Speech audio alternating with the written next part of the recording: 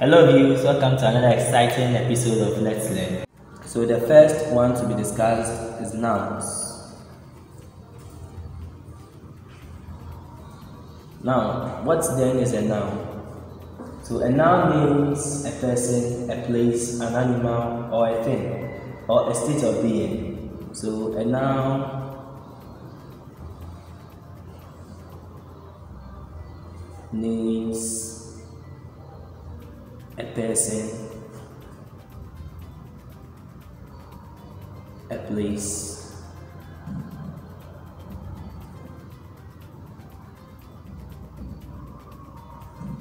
an animal,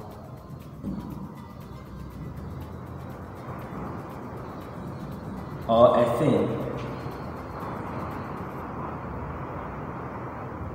or a state of being. So under a person, an example can be, so examples of nouns. So the examples will be given as mentioned in it, as in, a noun is the name of a person. So I'll give an example of a person, an example of a place, an example of an animal, a thing, and then a state of being. So the first example, so a noun, a person, we have Aaron. A place, we have Accra. An animal, we have ant.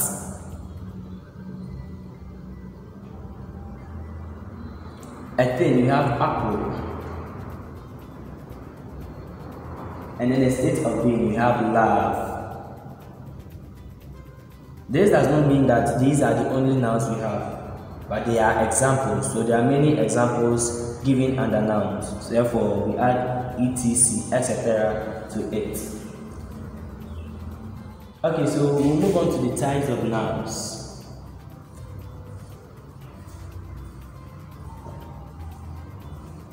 The very first type of noun we'll talk about is proper nouns. Proper nouns. So proper noun names specific or particular person, place, or a thing. So names a specific or particular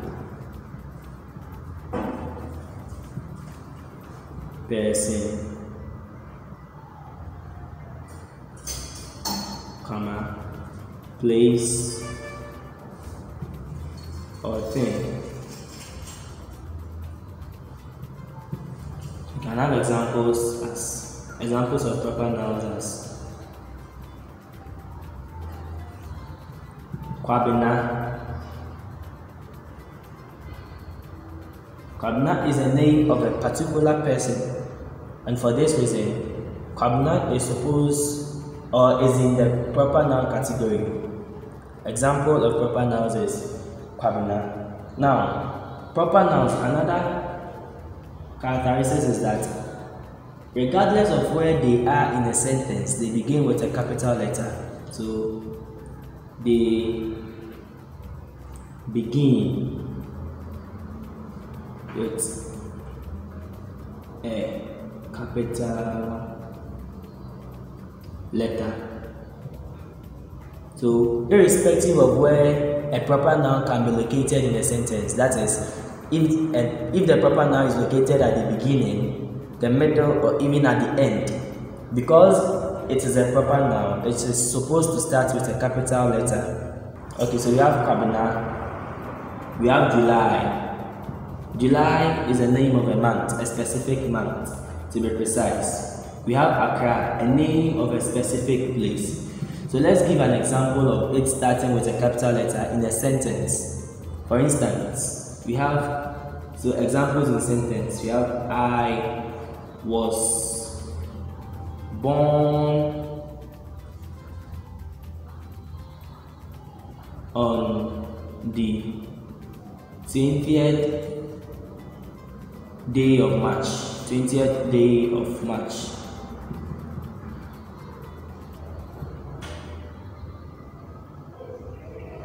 Now in this example, we see that match, though it is situated at the end of the sentence, it begins with a capital letter. So you can't say that match is ending at the end. Match is ending, the sentence, and so you should start with a small letter. No, because it is a proper noun, it is supposed to start with a capital letter. So the next type of noun we talk about is common noun. So we have common noun. So personally, I describe common noun as the opposite of proper nouns. That is, common nouns names every other thing that is not a proper noun. So it names anything that cannot or is not a proper noun.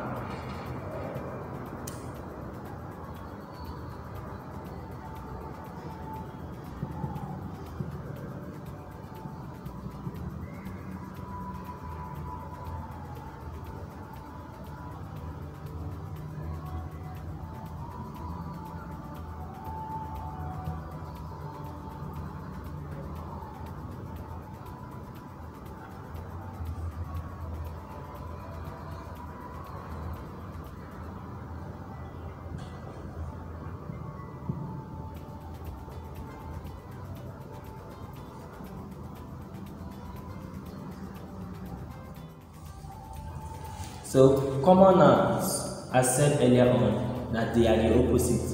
So if proper nouns start with capital letters, irrespective of where they are, common nouns do not start with capital letters unless they begin a sentence. So unless common nouns begin a sentence,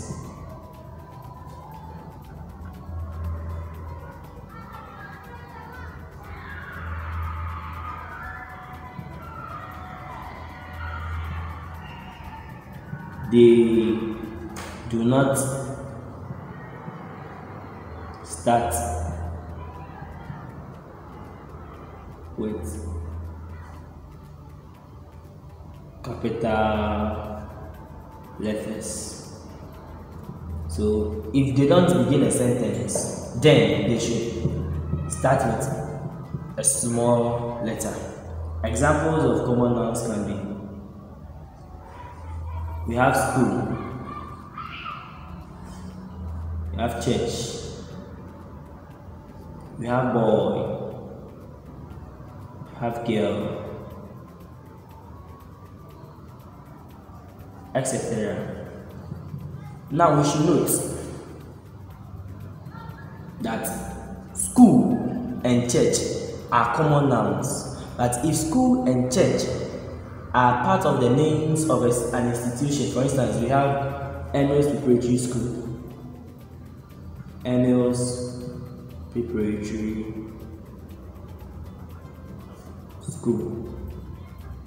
This word school over here, though the word itself is a common noun, but because it is part of the name of an institution, it has to start with a capital letter. So though school itself, the word itself, is a common noun, but because it is part of the school named Emmaus Preparatory, so Emmaus Preparatory School, because it is part of the name of the school, it has to begin with a capital letter. We can have an example as the Church of Pentecost, the Church of Pentecost. So church over here is like a school. It also has itself found in the common noun category. Yet it is supposed to start with a capital letter in this institution because it is part of the name of the institution. So the next type of noun we'll talk about is the countable noun.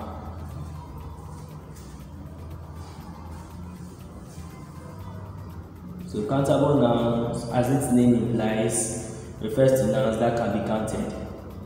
So countable refers to nouns that can be counted. So we have examples as, so with this type of nouns we have the plural form and then the singular form. So this type of noun particularly talks about singular and plural nouns. So you can have singular nouns as examples. So singular, you have plural. So let's say boy, book. In the plural form, you have boys and books. So they have the singular form and plural form because they can be counted. So you can have 2 boys and 3 books. Now, with the 2 and 3, it has specified that the number of boys in the plural form of a boy is 2, stating plurality, and then 3 for books. Sorry. The next is uncountable nouns. So like common nouns are opposite of proper nouns. Uncountable nouns are opposite of countable nouns. So uncountable nouns can also be known as mass nouns. Mass, which means multitude or many. So mass nouns, they actually cannot be counted. So they cannot be counted. So you have examples as water, air, oxygen, sand, etc. But if you want to show the plural form of these nouns, certain words or phrases can be added. So if you want to state the plurality of these nouns, we have certain words like some, or phrases such as a piece of. So for instance, if I want to ask for more than just a little drop of water, what I say is give me some. Or I can also say a cup to specify in measurement. I can also say give me a piece, or she gave me a piece of advice. A piece of advice. Now you should note over here that advice is a noun. So she gave me a piece of advice.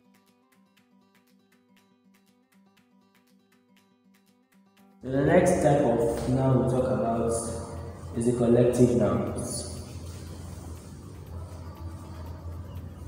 Collective nouns.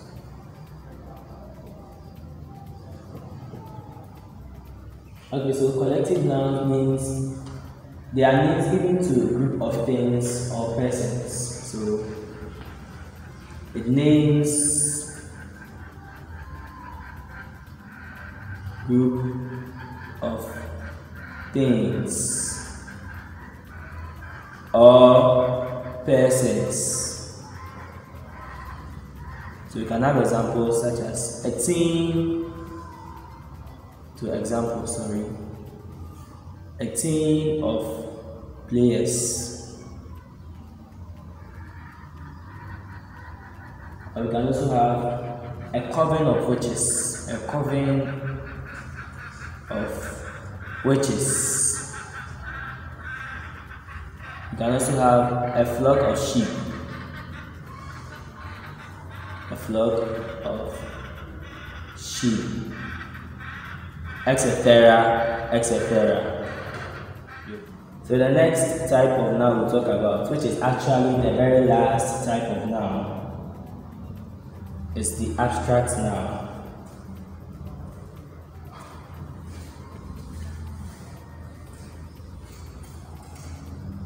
So abstract noun actually Name, or they refer to ideas or things which a person cannot physically interact. So they refer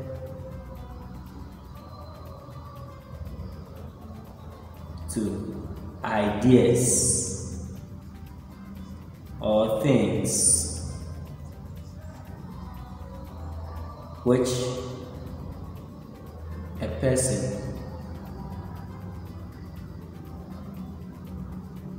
cannot physically interact.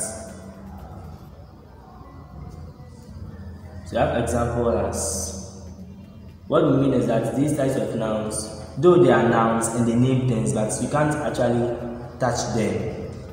Usually we feel these types of nouns, or we know them. Sometimes we don't even feel them, but they exist. So we cannot actually interact physically with them. I think when we give examples, we would be much better with. Examples of these types of nouns are education.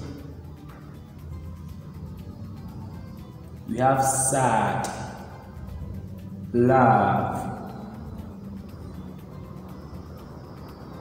We have friendship.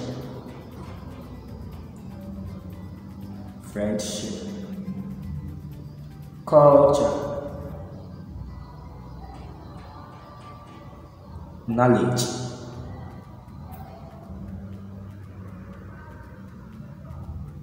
Success. And the list go on and on and on, etc.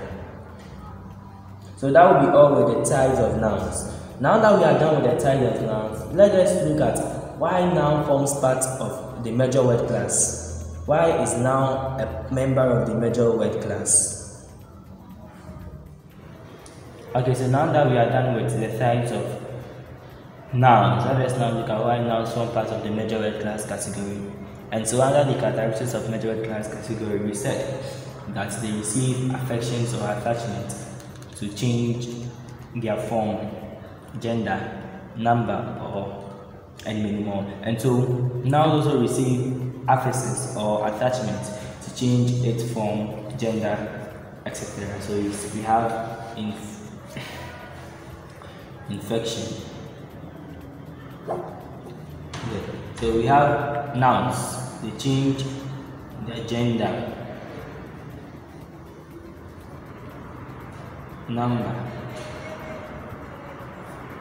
and even possessions.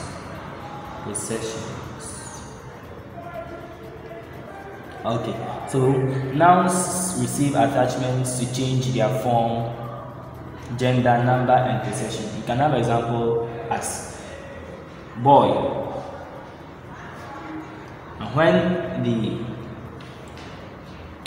attachment s is added to boy, we have boys, which is changing the number of persons involved in this from this. So over here we can have 7 boys, stating that here has just a single person and then here has 7 persons. That is, noun has received an attachment to change number. Nouns also change gender when attachments are also added. We can have an example as male. When the attachment fe is added to male, we have female. Female has a change of gender from male. When the attachment fe is added to it changes from male to female, changing its gender. And then lastly, we said nouns also change their possession. So for instance, if I want to say something belongs to someone, then for instance we have John. If I want to say something belongs to John, the attachment apostrophe s is added to John to have Johns. So we have Johns showing possession. So we can have John's mother, is my doctor. So over here we have John's mother is my doctor. As the mother of John, as John showing possession. Sorry. Again, in the characteristics of major classes, we said that major classes have open word class. That is, new words can be added to them, and as a result, we stated that because of that nature, the number of words found in major word classes are unknown. And so over here we are also stating that nouns have open word class, and for that matter, nouns are infinite. That is, they are uncountable. The total number of elements in nouns cannot be known.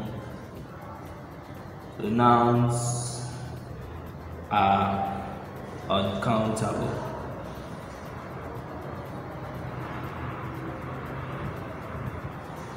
And then lastly, this is not aside these two characteristics of nouns. Nouns are also usually being preceded by articles and adjectives, and so we can have articles such as there,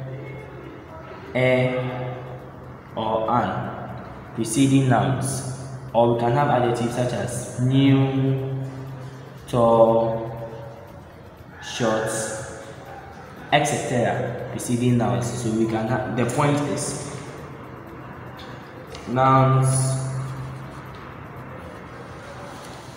are usually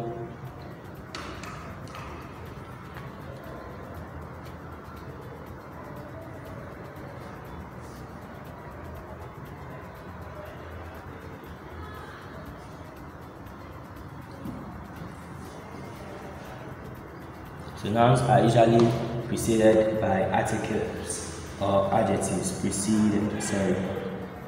By articles or adjectives. Okay, so we can have an example as the new student stays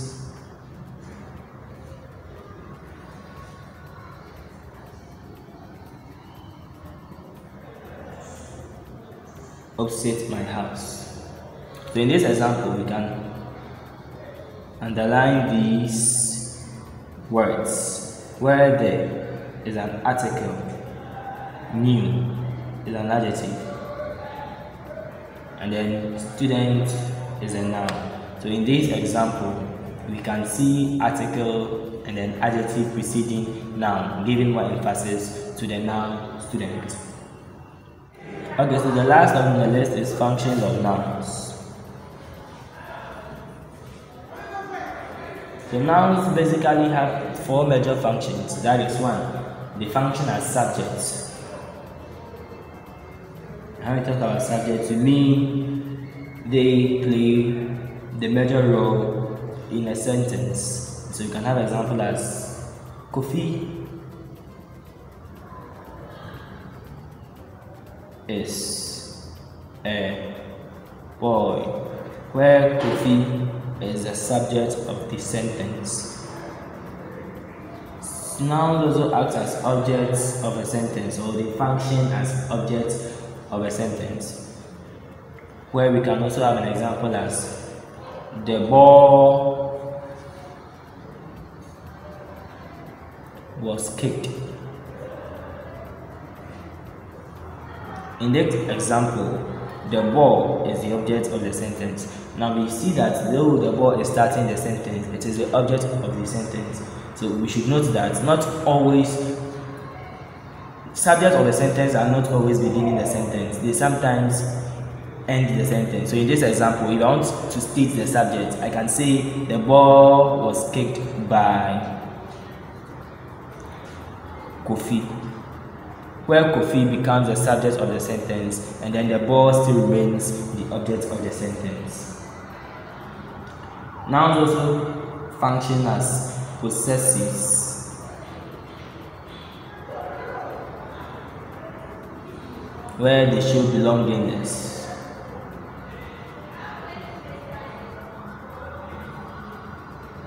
So as stated here, John's mother is a doctor. Is my doctor, sorry. So showing possession that John's mother, not any other person, but the mother of John is my doctor.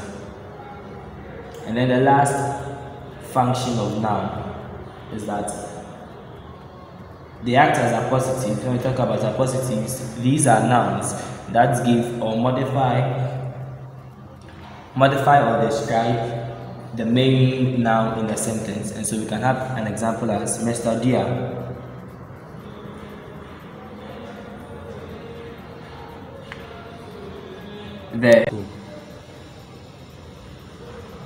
The physics